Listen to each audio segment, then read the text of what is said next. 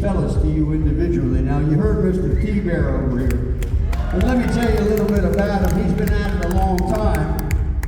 As a matter of fact, way back when, he was the touring keyboard player, the live keyboard player, and on records with a band you might remember. They were called Crosby, Stills, and Nash. It's always fun when, like, you're sitting in the diner and I'm having some breakfast with him, and on comes the song Southern Cross. You remember Southern Cross? And in between bites on a sandwich, he goes, yeah, that's me playing keys on it. He was also out there with people like Carly Simon, a lot of other people. He's been making records on his own for a long time. And I think you have some with you tonight for sale. He's got 2 left. Was that it? He's got 2 albums. I know on one of his albums, he gave me the privilege of standing there and trading guitar licks back and forth with Mr. Stephen Stills. Now, there is one thing on his resume that he doesn't always like me to say, but I'm going to tell him tonight. He is the keyboard player on 5 albums by Kiss.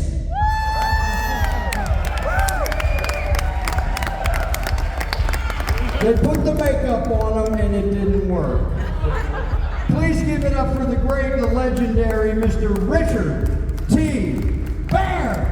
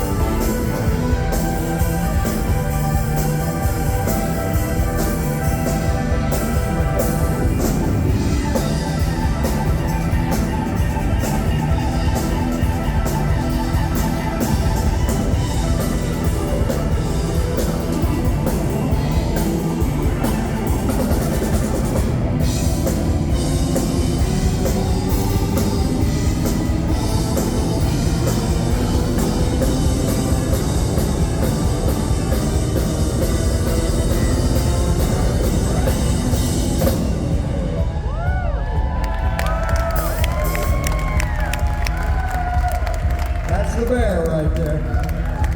Now I get to this gentleman over here on my left. Now, he comes originally from a legendary 80s band from LA. I know some of you out there remember the great Oingo Boingo.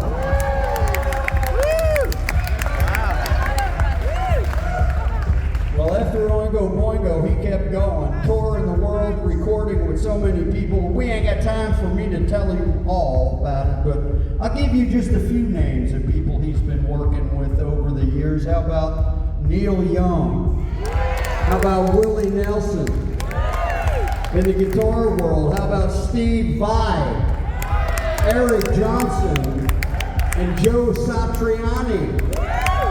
How about Steven Tyler? How about Bob Weir from the Grateful Dead? How about Bob Dylan? But there's one name on his resume that puts all those guys to shame.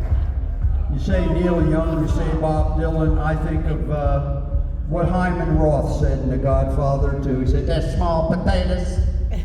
Because he's got one name on his resume, and this is mind-blowing. He was playing at Madison Square Garden some years back, and a gentleman walked up wearing flip-flops, Bermuda shorts, and a t-shirt, and he said, "Can I sit in with you guys? I would like to play the conga drums." They said, "Yeah, come on up and play the conga drums." So this guy, honestly, truthfully can say, he jammed on stage in Madison Square Garden, and on the conga drums was the one, the only, the legendary